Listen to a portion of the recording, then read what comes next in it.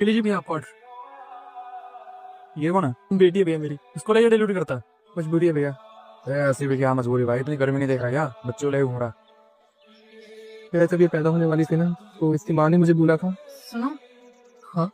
मैं सोच रही थी कि टीचिंग का कोर्स कर लूं। तुम तो कमा ही रहे हो, मैं भी कमाने लग जाऊंगी तो सही हो जाएगा। और वैसे भी कुछ समय बाद तो हमारा खर्चा बढ़ ही जाएगा। हाँ तो कर लो, इसमें दिक्कत है? एक दिक्कत है। क्या? 1 लाख तक खर्चा आ जाएगा। कोई बात नहीं, तुम फॉर्म भर दो, मैं करता हूँ कुछ जुगाड़। भैया उस टाइम मेरे पास इतने पैसे नहीं थे, तो मैंने अपनी बाइक बेच दी। सोचा कुछ टाइम साइकिल पे कर लेता हूँ डिलीवरी, तब तो मेरी वाइफ की नौकरी लगी जाएगी, तो सब ठीक हो जाएगा। फिर ले नौकरी। या नौकरी तो लगी पर क्या पर? एक दिन जब मैं घर आया काम से, तो मेरी बच्ची घर में अकेली थी और साथ में था एक लेटर।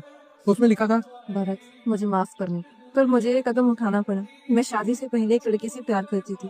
उससे मेरी शादी नहीं हो पाई क्योंकि उसके घर वाले उसकी शादी एक टीचर से करवाना चाहते थे, पर उस टाइम पैसे ना होने की वजह से मैं ये नहीं कर पाई। और मेरे घर वालों ने समाज में बेइज्जती के चक्कर में मेरी शादी तुमसे करवा दी इस चक्कर में। और उस समय मैं ये जॉब नहीं कर पाई, पर अब मेरी जॉब लग गई है, तो मैं उसके पास जा रही हूँ। तुम बच्ची का ध्यान रखो। Thank you. इसीलिए भैया मुझे अपनी बेटी को साथ रखना पड़ता है, उसकी देखभाल के लिए कोई है नहीं ना। तो आपने ढूंढा नहीं अपनी वाइफ को?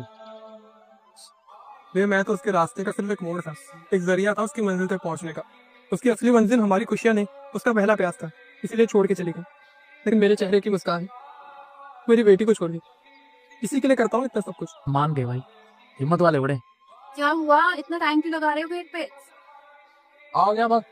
वो भैया कुछ बात बता रहे थे, बहुत गलत हुआ इनके साथ।